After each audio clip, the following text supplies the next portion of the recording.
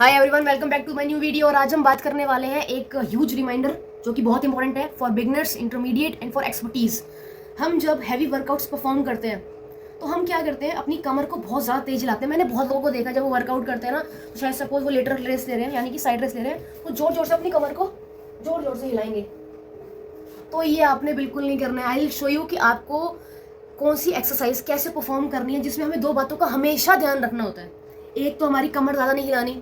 अगर आपको लग रहा है कि आपकी कमर में पेन आ रहा है, आपको स्ट्रेन फील हो रहा है उस जगह पे, तो तुरंत जाके आपने बेल्ट लगा लेनी है। तो जब आप बेल्ट लगा लेते हो ना, तो आपका जो लोअर बैक है, जो लंबर रीजन है, वो एकदम स्ट्रक हो जाता है, वो हिलता नहीं है। तो उससे आपका पोस्चर भी सही रहता है और हमारी बैक में इंजरीज होने के चांसेस बहुत कम होते हैं। दूसरी बात, अब आप देखना, सपोज आपने बहुत हैवी वेट लिया, ठीक है, अब हमने हैवी वेट तो ले लिया, अब कई बार वो हमसे लिफ्ट नहीं होता, तो आप क्या करते हो, अपना बैक का सपोर्ट लेते हो। तो आपने ना बैक का सपोर्ट नहीं लेना, आपने अपनी नीज की हेल्प से उस वेट को लिफ्ट करना है। लेट मी शो यू वो कैसे। तो लेट से मैंने एग्जांपल लिया है बेंड ओवर डंबल, ठीक है, बेंड ओवर डंबल रो। अब इसमें क्या होगा कि मैं धीरे धीरे नीचे जाऊंगी। अब मेरा पोस्टर देख रहे हो, जो मेरी हिप्स है यानी कि जो मेरे बर्ड्स है वो बाहर की तरफ है, बाहर की तरफ लेके जाने हैं बर्ड्स, और कमर एकदम सीधी रखनी है, सीधे देखते रहना है, और जो नीज है वो थोड़े से बेंड हो जाएंगे। अब मैंने धीरे धीरे करके ये उठाया, ठीक है।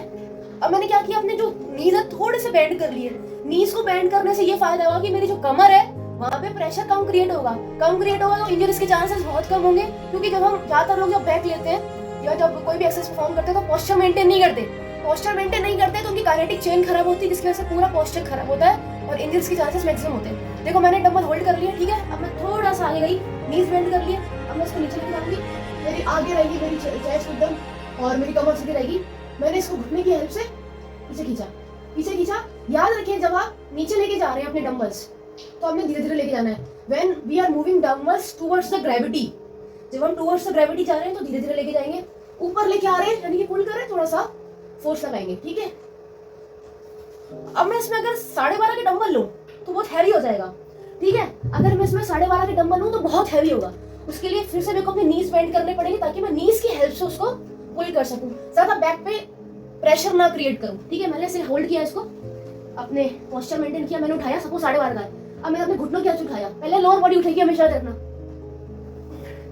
अब इसको घुटने की हेल्प से करना, घुटने की हेल्प से।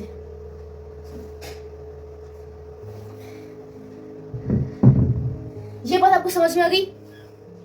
ये आपको ये समझ में आया होगा कि जब हम कोई भी हैवी वेट उठाते हैं तो उस पर हमें एक्यूरेट रेप्स निकालने हैं, ठीक है। तो रेप्स अच्छे से तब निकल पाते हैं जब आप उस वेट को फील कर पाओ। हमेशा याद रखना, अगर जिम कर रहे हो और उस वेट को फील नहीं कर रहे तो जिम करने का कोई फायदा नहीं है, मत करो।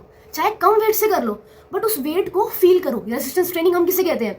हम धीरे धीरे वेट बढ़ाते हैं, पहले 10, फिर 12.5, फिर 15। तो उस रेसिस्टेंस का मतलब क्या होता है? एक ऑब्स्टिकल क्रिएट करना। मैंने ये डंबल उठाया, ये क्या कर रहा है, जब मैं नीचे लेके जा रही हूँ डंबल ऑब्स्टिकल क्रिएट कर रहा है। तो रेसिस्टेंस ट्रेनिंग बहुत इंपॉर्टेंट है, ठीक है। ये बात हो गई। अब मैंने क्या बात बोली थी, टॉपिक से भटक चुके हैं हम थोड़ा सा, कि आपने नीज की हेल्प से सपोर्ट लेना है। अब देखो, लेट से मैंने हैमर कर लेना है, बाइसेप लेते हैं ना हम हैमर कर, तो उसमें जब हम हैवी वेट पे जाते हैं तो हम कमर को बहुत हिलाते हैं कि यार कमर हो गई, कमर ऐसे हो गई ना, बहुत ऐसे। कई लोगों को देखा है मैंने, 1 2 3 4 ऐसे रैप निकाल रहे हैं। भाई मत करो, बैक में इंजरी होगी। हाँ, अगर आप एक्सपर्ट हो आप जा सकते हो, नो डाउट, क्योंकि ऑलरेडी आपका मसल और माइंड कनेक्शन उस लेवल पे जा चुका है। For beginners and for intermediate मत करना ये चीज, मैंने फेस करी है, ठीक है। अब चलो इसका पोस्चर देखते हैं। मैंने क्या किया, ये डंबल उठाए, थोड़े से नीज बेंड कर लिए, अपने कमर को आगे रखा, हिप्स बाहर। अब नीज की हेल्प से मैंने एक हैमर कर लिया, एक रैप निकाला, 1 2, एल्बोज नहीं हिलानी इसमें ज्यादा, धीरे धीरे नीचे लेके आना है, 3, नीज की हेल्प से मैं ले रही हूँ ये। अगर आपको ज्यादा दिक्कत है बैठने खड़े होने में तो बैठ के भी ले सकते हो, कोई दिक्कत नहीं है, आप बैठ के भी ले सकते हैं। उससे ये फायदा होगा कि अगर आप बैठ के लेंगे तो आपकी कमर पे ज्यादा प्रेशर नहीं जाएगा, ना ही नीज पे जाएगा, ठीक है। जैसा आपको ठीक लगता है आप कर सकते हैं। अगर आप खड़े होकर कर रहे हैं तो नीज की हेल्प लीजिए, थोड़ा सा उसको बेंड करिए, बस ऐसे। एल्बो को ज्यादा नहीं हिलाना है, कांस्टेंट रखना है, मूवमेंट होगा खाली आपकी एल्बोज से, ठीक है। सामने से देख लो, मैंने नीज को ऐसे बेंड किया, थोड़ा सा चेस्ट मेरी आगे, कमर सीधी, हिप्स पीछे, 1 रैप, 2 रैप, होल्ड किया, धीरे धीरे नीचे लेके आ रही हूँ, जैसे ग्रेविटी के टुवर्ड्स जा रहे हैं, नीचे धीरे धीरे लेके आ रहे हैं, ऊपर थोड़ा फोर्स लगा रहे हैं, ठीक है। तो आई होप आपको ये वीडियो पसंद आई है, और अगर पसंद आई है तो कमेंट करना, मुझे बताना, एटलीस्ट लेट मी नो यार कि आपको चीज़ समझ में आ रही है नहीं आ रही है। और अगर मेरी कोई गलती भी हो रही है तो आप भी मुझे बता दो कि यार आपसे ये गलती हुई है, and I will improvise it.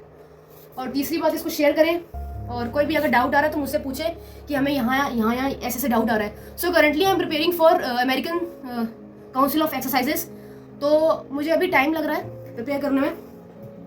जितनी भी नॉलेज मुझे ग्रैब हुई है वो मैं आपके साथ शेयर कर रही हूँ, तो मैं कोई प्रो लेवल नहीं हूँ, ठीक है। तो मिलते हैं अपनी नेक्स्ट वीडियो में, तब तक के लिए स्टे ट्यून्ड।